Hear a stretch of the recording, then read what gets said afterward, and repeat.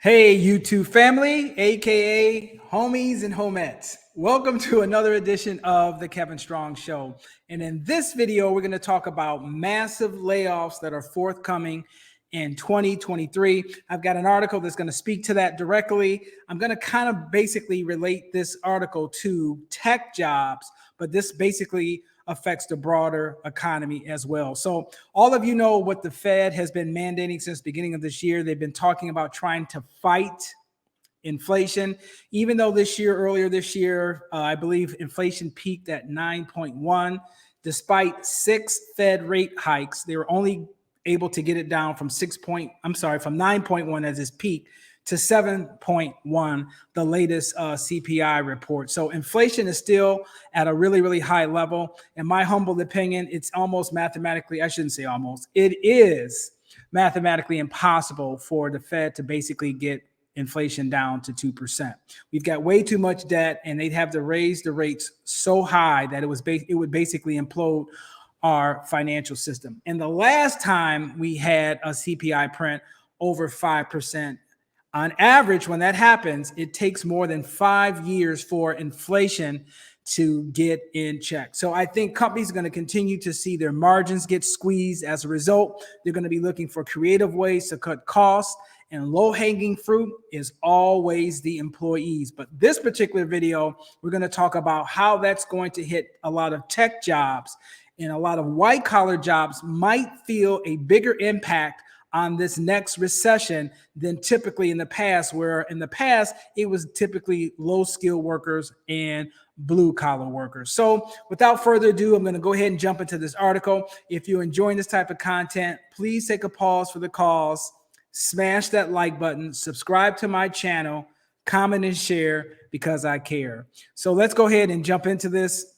The name of this article, as I was telling you guys, is called Layoffs at Tech Firms Surpass Great Recession Levels, Might Worsen in Early 2023. So there's a lot of tech jobs that a lot of you guys aren't aware of that people have lost their jobs, and the number of tech jobs that are lost now is worse than what it was back in 2008 and 2009.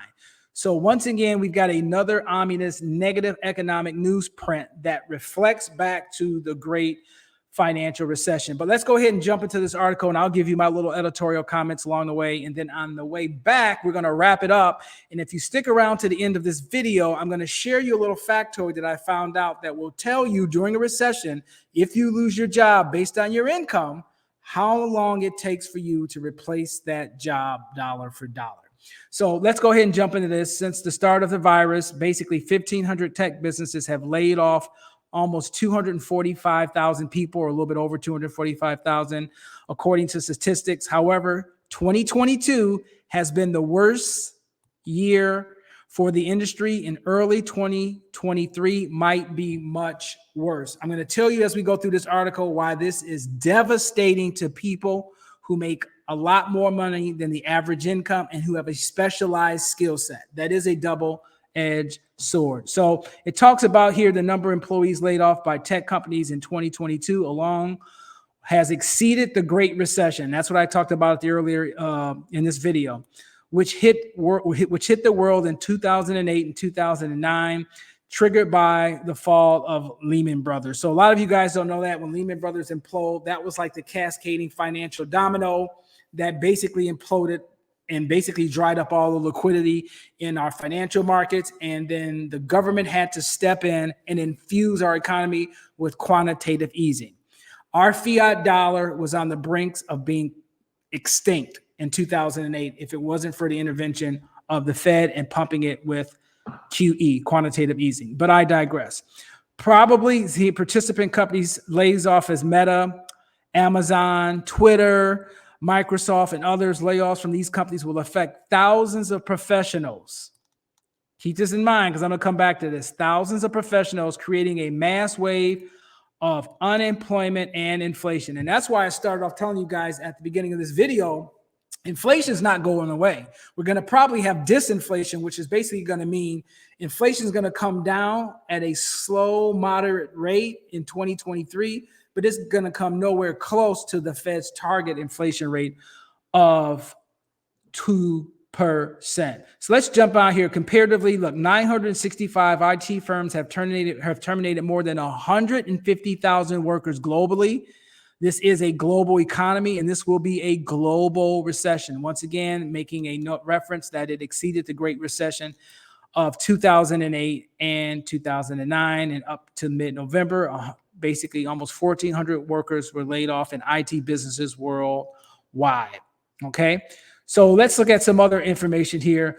Amazon, PC, and print maker HP have entered into the worldwide layoff season and are expected to fire more than 20,000 and 6,000 workers in the coming days. So this is something that's basically is going to be devastating. Cisco is talking about laying off 4% of its workforce. Goldman Sachs, the mega financial giant on Wall Street, recently laid off 4,000. Morgan Stanley laid off 1,600. These are really, really high-paying jobs. So just a hot mess. Wanted to kind of jump through that a little bit. So here's a little factoid, and then I'll tell you why it's so devastating that these people are losing their job. Well, let's talk about that first. Then I'll give you a little factoid that I promise.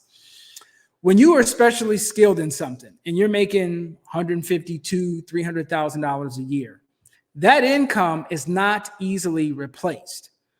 It's easy to replace a 15, 20, 25 an hour job. I'm not saying it's easy, but relatively speaking, there's more plentiful jobs in that compensation range than trying to replace 200 over $250,000. Since a lot of these people are specifically specializing in tech and computers and engineering and things like that, what's happening, in my humble opinion, is that industry is contracting. The industry is contracting.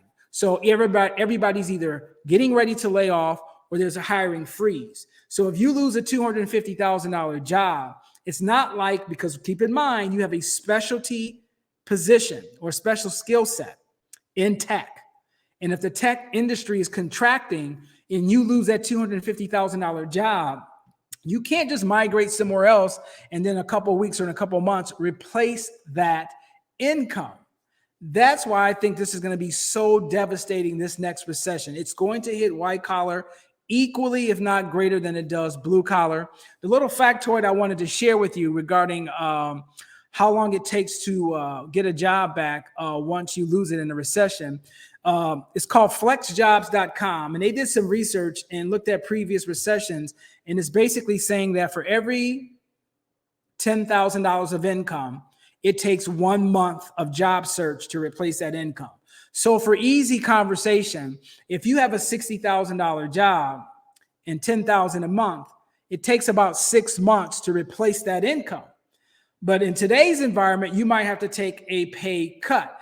And that's doubling. That's a big issue, because the reason why it's double trouble is because if you have to take a cut in your income in the wake of inflation and rising prices, that further suppresses your purchasing power even more. It's not just a $20,000 pay cut.